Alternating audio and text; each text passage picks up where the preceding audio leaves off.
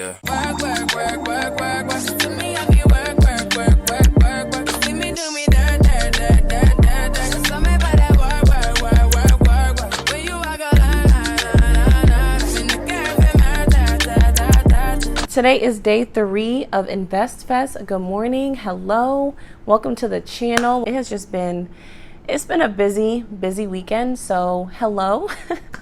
My name is Q, and yeah, I'm 25. I just moved to Atlanta, and I decided to go to Invest Fest. I'm curling my hair. I actually taught myself how to curl with the T3 curling iron, and I love it. Oh, my curls come out so pretty. I literally taught myself in 24 hours, like crazy. Shame, shame, shame.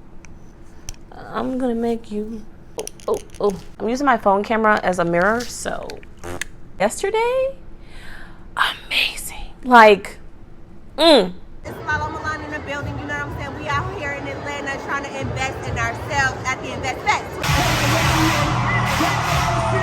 Not only will it be televised, it will be monetized.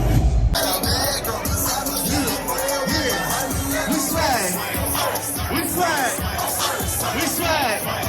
Everything that I needed, Invest Fest has given to me. Steve Harvey is just a really good speaker. I love Atlanta. I love being around Black people. I love seeing successful people. I'm actually enjoying meeting new people. And if you know, you know. But if you don't know, I'm an introvert. So I can confidently go anywhere alone. But if I'm put into a social setting, and no one else would know this, right? So I'm very confident. So no one else would know that, like, I might be freaking out on the inside. They would just be like, oh, cute, you're so confident, you're so pretty. On the inside, I'm just like, please, please, please, please. You get the curl. Oh, God. Okay, I'm gonna undo the clamp a little bit. Curl, curl, curl, curl. Ah. See, the key is to hold the curl. There we go. Whew, ow, it's hot. It's hot. The things we do for beauty. So you hold the curl, if you can, squeeze it a little bit, and then I you guys can't even see. I turn the curl away from my face and I pin it that way too. Boom, perfect. All right, next one. It's only month 1 in Atlanta and I'm already investing in myself and trying to, meet the right people. I'm trying to upgrade my business. There's just so much that I want to do in Atlanta. Atlanta is the spot. If you're looking to elevate, feel motivated, be inspired, Atlanta is the place to be, especially Invest Fest. Like, Invest Fest is nothing but entrepreneurs, Black business owners for the most part. I have no words. Yesterday was really, really good. So the first day was the VIP day, and I wasn't feeling well because Mother Nature decided to come and bother me. My cramps were doing the most. My stomach was hurting. I was bloated, so I did leave a little bit early. I actually stayed the whole time for day 2, and that means that it was actually a really good time because I'll get a good 2 hours and be like, okay, I got enough, I'm good. But I stayed the entire time until they were cleaning up the event. That's how you know it's a good event, if you literally stay there until they're packing up the place. Today is focused on women entrepreneurs. So yesterday we got the men's perspective. Today we're going to see people like Milano, the owner of Slutty Vegan. I want to say her name is Pinky, if I'm not mistaken. Now, what I will say, obviously it's a lot of people. There are 12,000 people there this weekend. Hold the curl. Ow. Whew. Okay, perfect. And then where can I pin this one? The fact that I'm at this Invest Fest completely 100% alone, like I don't know anyone, it's a conversation starter because people are like, you here by yourself? And then I'm like, yes. And then they're like, oh, do you normally go places by yourself? And so it creates this whole little dialogue of questions and conversation. Cool. It's been very, very cool. And pin that bad boy. It's really sad how many TikTok songs play in my head all day long. Like, it's embarrassing at this point. All right, we are all pinned and curled up. Let's just take a moment for the lace. I had my head so far in the books that when it was time for investors to come to me, I had the option to say, I want to work with you. I don't want to work with you. I get in bed with you, but I'm not working with you at all. And that's what I'm talking about. That's the beauty of building a brand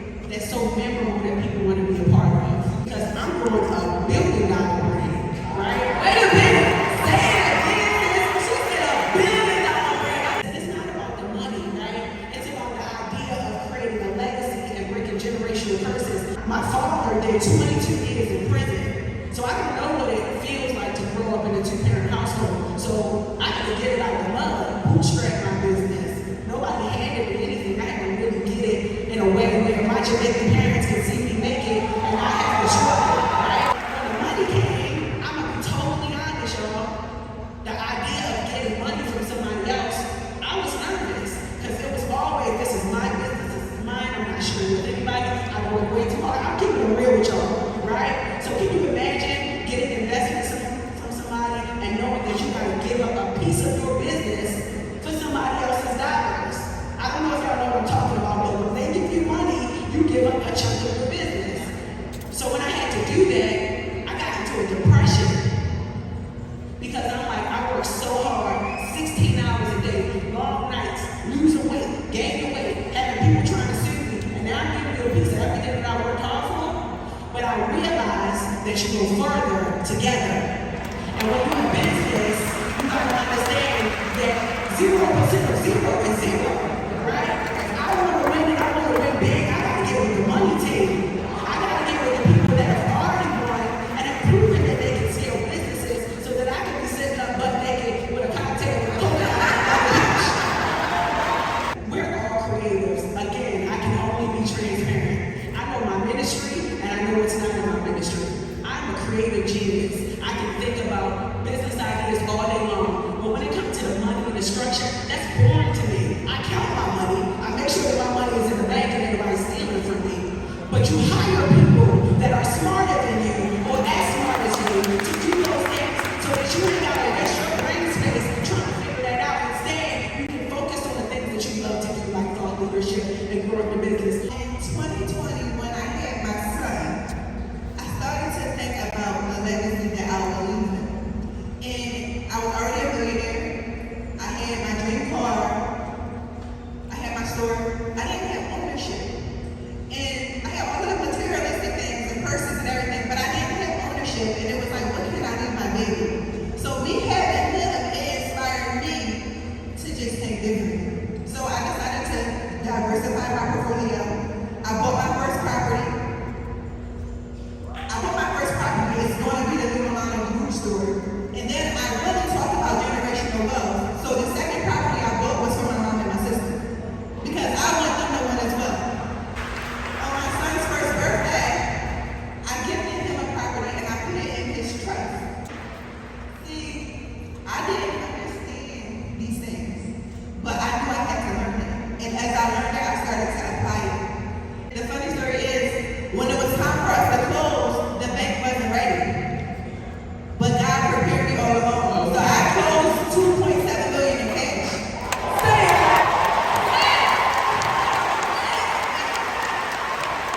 The house that I bought in Brooklyn was a brownstone in Bed-Stuy. And so I bought, those are expensive by the way. So I bought a two-family brownstone because I figured, okay, this is gonna help pay my mortgage. And so in doing that, yes, it definitely helped me a lot. So I paid off my mortgage early. I think the first house I bought it for $985,000, and that was about 8 years ago, but it's worth double that now. I think I'll be closing on my first big thing, a 30-unit building. Say it again! So it's really important for other women to see this happening. We gotta make our money work. And so sometimes for me, if I see too much money, because I never had money until maybe 10 years ago, I was always broke. But once you start seeing money in your bank, at first you're like, okay, I gotta hoard it all, but then you realize it's just sitting there doing nothing, and my money has to work and make more money. I got a lot of real estate, and I'm still learning about real estate. Y'all, I'm in real estate school right now. I'm still everybody, all people in Atlanta, you know, there's a lot of stuff about to happen in the Edgewood area. They're about to build hidden hotels and all that stuff. So that 1.4 is going to triple in the next 10 years. Make sure y'all write that down so you can invest in that area. It's Edgewood. Edgewood is the area, and they got properties for sale, so y'all should definitely look into it. Always know that it's the next level. Once you dream and once you make one dream of reality, you dream some more. You dream bigger, you dream better. You never get comfortable. When I first started, I told you I started out of the trunk of my car, and then I went on e-commerce. I didn't have a mentor. So when I preach to people, I don't preach mentor.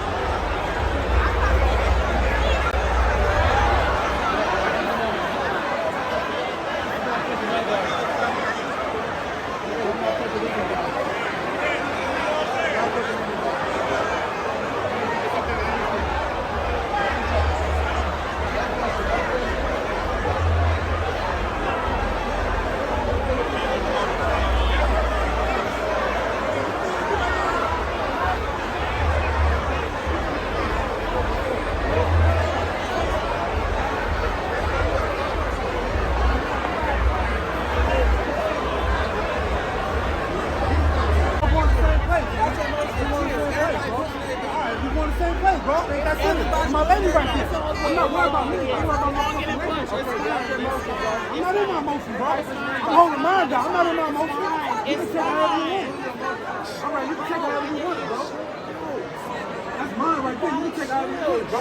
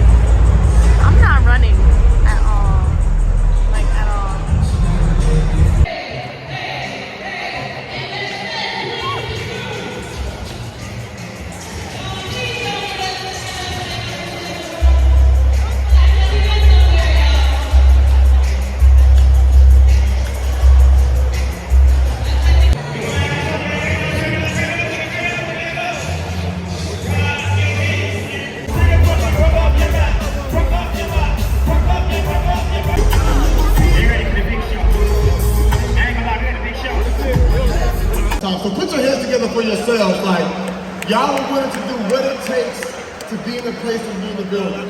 So super proud, super excited for what's about to take place next. I want to share a few things. Y'all see what it is, man. Y'all see my info there, Jeremy Anderson. And I've been privileged to travel all over the world, all over the globe, you know what I'm saying, with my speaking. So good to see each and every last one of you.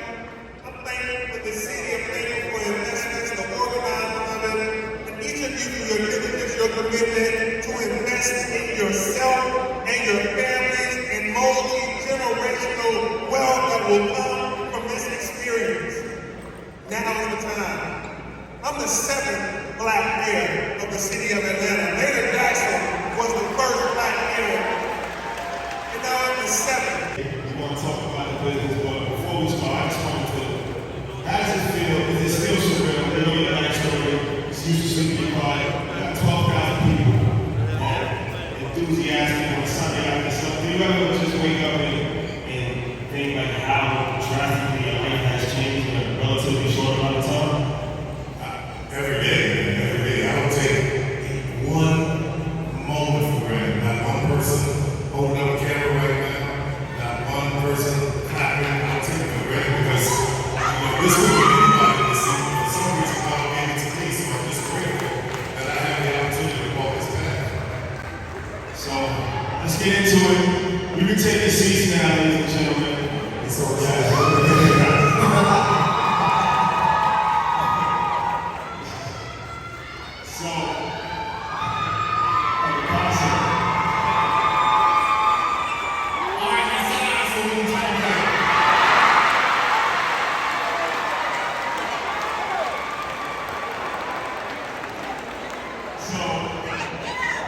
Sometimes in life, you don't have a full appreciation until you see it in person. So, I'm a big history buff. I read about Egypt my whole entire life. I always saw documentaries on Egypt, read books on Egypt. But I recently went to Egypt a few months ago, and I didn't have a full appreciation for Egypt until I went there, until I saw the Valley of the Kings, until I saw Luxor, until I saw More of your head, above your heart, where you can forgive people and move on and honor them for what they've done, as well as you can find, I believe that you'll find yourself in a great synergy that can help change your trajectory of your career. So I want to talk about scaling, something that you've been real big on. And the studio, you had 66,000 square foot studio. Then you went to 60 acres, and you went to 330 acres. So I know the process of actually scaling up, but also the mindset of not being satisfied. Even 66,000 square feet is a big space, and 60 acres is definitely a big space. So most people would have been completely fine with that. What makes you want to have the vision to go 10 times bigger than you are now? I want to talk about God a little bit, because when you get into that, that's all I can, that's the only explanation I have. So I started out in this space, and this space. I bought this building because I only wanted to do things that I could make cash with. So I bought this building and I started a business with a diary black woman. And the producers said, we did for the first time, they walked in and said, you can't do anything in this business. This building is too small. So then I'm like, okay, all right, I'll go find another building. So I go over to Cross Street. There's a Cross Street Market, don't know where that is. All of that was my second studio. And I get there and I'm like, okay, great, I wrote a check for it, here we are. I'm building up this one studio, this is all the place that we have. And the neighbors were complaining. There was no parking. We were outgrowing the place no sooner than I could put the last nail in, the windows. And so to have the growth happen, I was always running to catch up to it. I was always behind it, trying to catch up, trying to understand what was going on. And that is when you have tremendous faith, and you just completely understand that things that are happening for you. Shout out to BT. Let's cut this check. That's awesome. So, let me ask you this, because you said something that you only believe in like getting cash or something. And I believe that not anymore. That was in the beginning. That was the mentality of coming from being broke and having a pathology of you can't get more money until all the money is gone. That's what happens to us as people. It's like, I gotta wait for Friday, I wait to get that check 2 weeks. But that's a pathology that we were taught. That's subconsciously, that you can't get more money until all the money is gone. So I always wanted, when I started at the beginning, everything had to be, I had to pay for it because I didn't want the debt, I didn't want to be in owing anyone if something went wrong. So yeah, at the very beginning, that was the way that I ran my business, which was really a good way to do it because I never had any issues, I was never stressed about anything. But now, sometimes when you talk about scaling, you scale up so far, you realize the power of having the debt. You realize the power of the tax breaks in the debt. You realize the power of using other people's money and still owing when you have the power. Yeah. I'm outside in an AMG, right outside, TT, 2-turn baby girl, you know me. Still with the dogs that I grew beside. All the niggas around me, die and they die. Gotta watch the time.